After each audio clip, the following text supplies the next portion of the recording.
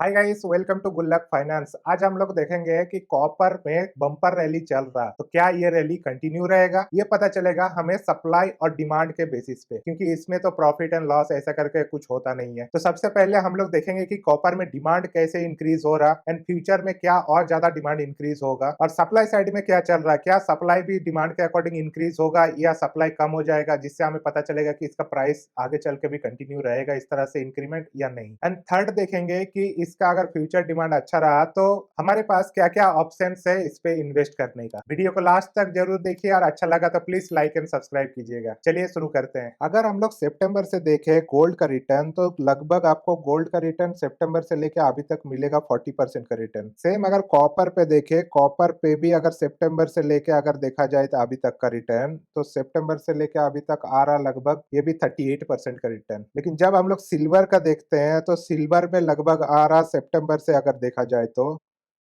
लगभग 136% का रिटर्न। तो मतलब सिल्वर तो कुछ अलग ही लेवल में खेल रहा। लास्ट ईयर तक जो लोग बोल रहा था स्टॉक मार्केट में इन्वेस्ट करने वाला, उन लोग गोल्ड और सिल्वर में तो एकदम आउट परफॉर्म किया है। देखिए, सिल्वर एंड कॉपर जब एक ही माइन से माइंस होता है तो इससे ये पता चलता है कि सप्लाई तो दोनों का बराबर चलेगा। अब मेन डिफरेंस आएगा डिमांड के ऊपर। तो चलिए देखते हैं कि कॉपर्स में डिमांड किस तरह से इंक्रीज हो रहा और इन फ्यूचर और कितना इंक्रीज हो सकता है। सबसे पहले अगर इस डेटा को देखिए, 2021 में लगभग कॉपर का डिमांड था 25 मैट्रिक टन के आसपास, मिलियन मैट्रिक टन में ये डेटा है, जो कि 2030 में आते आते ये 40 मिलियन मैट्रिक टन में पहुंच जाएगा। एंड 2050 तक एस्टिमेट किया गया कि ये 53 मिलियन मैट्रिक टन में डिमांड पहुंच जाएगा। और इसमें सबसे ज्यादा डिमांड आ रहा नॉन एनर्जी ट्रांजिशन में, जैसे कि ऑटोमोबाइल में, सोलर में, ईवी में। जैसे यहाँ पर आप देखिए सोलर का काफी ज्यादा आ रहा, और ये डिमांड सबसे ज्यादा इंक्रीज हो रहा नॉन एनर्जी ट्रांजिशन के वजह से। जैसे कि आप लोग देख रहे हैं day by day renewable energy के और सब कोई बढ़ते जा रहा, और रिन्यूएबल एनर्जी में कॉपर का सब बहुत ज्यादा यूज है। जैसे कि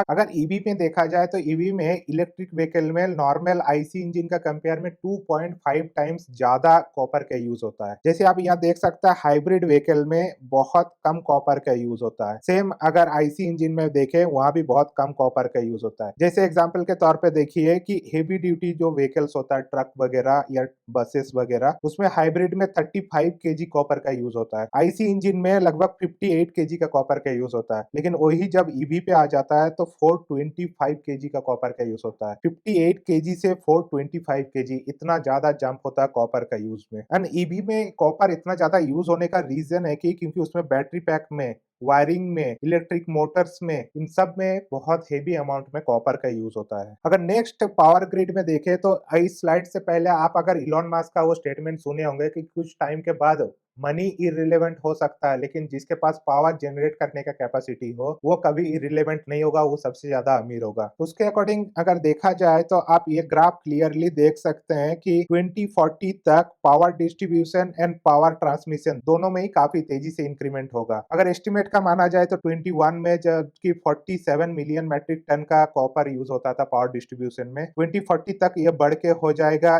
8.7 मिलियन मैट्रिक टन। ठीक है, डिमांड साइड से तो हमें क्लियरली पता चल रहा है कि डिमांड बहुत ज्यादा बढ़ने वाला है। और ऑब्वियसली जब गवर्नमेंट हर जगह का ये पुश कर रहा है कि ईवी पे हमें शिफ्ट करना है, सोलर एनर्जी पे शिफ्ट करना है, भले यूएस उसमें से पुल बैक कर रहा है, लेकिन ज्यादातर गवर्नमेंट उधर ही जाना चाहता है, रिन्यूएबल एनर्जी की ओर। इवन वर्ल्ड के लिए वही अच्छा है। तो जैसे ही ये रिन्यूएबल एनर्जी की ओर बढ़ेगा तो ऑब्वियसली कॉपर का डिमांड और ज्यादा इंक्रीज होगा ही आने वाले टाइम पे। अब हम लोग देखते हैं कि सप्लाई साइड क्या चल रहा है। देखिए, डिमांड साइड काफी अच्छा, डिमांड तो बढ़ रहा है, लेकिन सप्लाई साइड में काफी सारा प्रॉब्लम है। सबसे पहला प्रॉब्लम है, जैसे ही पता चलता है कि कॉपर का माइनिंग यहाँ पर हो सकता है, यहाँ पर कॉपर मिल सकता है, ये पता चलने का बाद लगभग 15 से 20 ईयर लग जाता है वहां से कॉपर को निकालने में। फर्स्ट टाइम कॉपर जो निकलता है, क्योंकि इसमें बिलियंस ऑफ डॉलर्स का खर्चा होता है, इन्वायरमेंटल क्लियरेंस चाहिए, पॉलिटिकल चीजों को हैंडल करना है, तो कॉपर को निकलना कोई इजी काम नहीं है। इसीलिए हमारा डिमांड तो दिख रहा है कि 2050 तक या 2040 तक बहुत ज्यादा बढ़ने वाला है, लेकिन सप्लाई अचानक से नहीं बढ़ाया जा सकता। जब सप्लाई को अचानक से नहीं बढ़ाया जा सकता तो दूसरा ऑप्शन आता है रिसाइकल। इवन रिसाइकल में भी सिर्फ 17% ही कंट्रीब्यूशन हो पाता है। और अगर कंट्री वाइज अगर देखा जाए, सिर्फ माइनिंग पर्सपेक्टिव से बोल रहा हूँ, तो चिली सबसे ऊपर में है, लगभग 26.3% 21 में मार्केट शेयर था पूरा वर्ल्ड वाइड, और ये 2050 तक भी 25.3% मार्केट शेयर कैप्चर करके रखेगा चिली। उसके बाद आता है पेरू, चाइना, कॉन्गो, यूएसए, रसिया। अब प्रॉब्लम ये है कि ये सारे कंट्री को अगर आप गौर करोगे तो आपको पता चलेगा कि ये सारे कंट्री को आपस में बहुत ज्यादा नहीं बनता है। चाइना ऑलवेज डोमिनेट करता है अपना रेयर अर्थ मिनरल्स को लेके। यूएसए अलग तरह से डोमिनेट करता है। रसिया और यूएसए का आपस में नहीं बनता है। इवन रसिया चाइना को भी बहुत अच्छा आपस में नहीं बनता है। ये तो हो गया माइनिंग वाइज, लेकिन अगर रिफाइनिंग वाइज देखे तो कहानी पूरा अलग हो जाता है। चाइना जबकि माइनिंग वाइज थर्ड नंबर पे था, लेकिन रिफाइनिंग वाइज फर्स्ट नंबर पे है। लगभग 10.5 थाउजेंड मैट्रिक टन उसने रिफाइन करता है और टाइम के साथ इसने अपना कंटिन्यूअस ही मेंटेन करके रखा। 2035 तक ये 45% तक जाएगा, उसके बाद 2050 तक वापस ये 42% पे आ जाएगा। रेस्ट सारा कंट्री को अगर देखोगे, चिली जबकि सबसे ज्यादा माइंस करता है, फिर भी सेकंड नंबर पे रिफाइनिंग में आ चुका है और ये हमेशा सेकंड नंबर पे ही रहेगा। देखिए ये जो डेटा है 21 से लेकर 2035 या 2050 का जो प्रेडिक्शन है, ये सारा डेटा, ये पूरा वीडियो जो मैं बना रहा हूँ, ये सारा कुछ S&P ग्लोबल का डेटा है, ना कि मेरा पर्सनल रिसर्च है ये। तो जब कॉपर प्रोडक्शन का बात आ जाए तो चाइना नंबर 1 आ जाता है कंजप्शन के मामले में भी। पूरा वर्ल्ड का 54% कॉपर चाइना अकेले कंजप्शन कर लेता है। 42% रिफाइनिंग कैपेसिटी चाइना का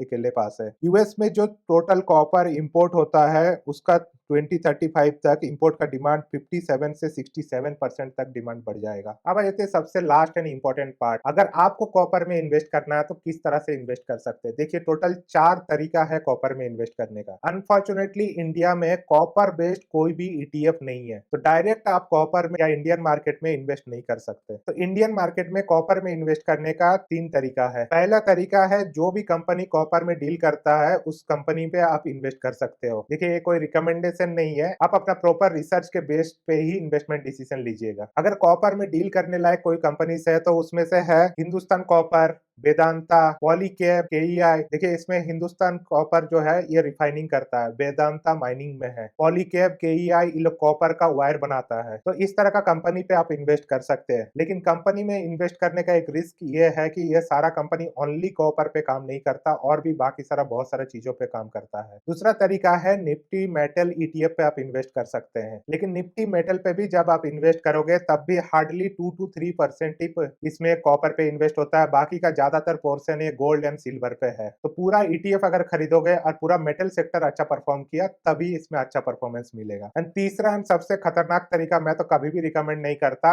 एमसीएक्स में जाके आप कॉपर का फ्यूचर ऑप्शंस में ट्रेड कर सकते हैं। रिटेल इन्वेस्टर को मैं तो इससे दूर ही रहने बोलता हूँ। लेकिन एक और लास्ट ऑप्शन है जिसमें आप प्योर कॉपर पे अगर इन्वेस्ट करना चाहते हो तो इंटरनेशनल मार्केट में कुछ ईटीएफ्स है। अगर इंटरनेशनल ईटीएफ्स का अगर देखा जाए तो सबसे पहले global x copper mines ETF है, COPX करके इसका सिंबल है। इसमें लगभग 5.89 बिलियन डॉलर इन्वेस्टेड है। एक्सपेंस रेशियो 0.65 है। 1 ईयर रिटर्न देखिए 93% एंड 3 ईयर में CAGR रिटर्न है 29%। सेकंड नंबर पे आता है स्प्रॉट फिजिकल कॉपर ट्रस्ट। इसका लगभग AUM है 151 मिलियन डॉलर का। इसका एक्सपेंस रेशियो थोड़ा ज्यादा है 1.61, लेकिन इस 1 ईयर का रिटर्न भी देखिए 85% का रिटर्न है, 3 ईयर में 30% का रिटर्न है। एंड थर्ड ETF है United state copper index fund. ये शायद फंड ऑफ फंड है, इसलिए इसमें इतना ज्यादा रिटर्न नहीं है। AUM देखा जाए तो 561 मिलियन डॉलर का है। एक्सपेंस रेशियो 0.97%, लेकिन इसका 1 ईयर का रिटर्न सिर्फ 33% है एंड 3 ईयर में लगभग 13% का रिटर्न है। आई होप इस वीडियो से आपको क्लियरिटी मिल चुका कि कॉपर का करंट मार्केट में क्या क्या सिनेरियो चल रहा, कितना डिमांड बढ़ रहा, और डिमांड के साथ सप्लाई उस लेवल का नहीं बढ़ने की वजह से इन फ्यूचर कॉपर का प्राइस बढ़ता ही जाएगा। लेकिन कमोडिटी को प्रेडिक्ट करना बहुत डिफिकल्ट है, इसलिए अपना सारा पैसा कॉपर पे नहीं लगा सकते। प्रॉपर एसेट एलोकेशन के साथ ही आप इस पे इन्वेस्टमेंट कीजिएगा। अगर आपको इस तरह का रिसर्च बैक वीडियो अच्छा लगता है तो प्लीज लाइक एंड चैनल को सब्सक्राइब कीजिए। Thank you.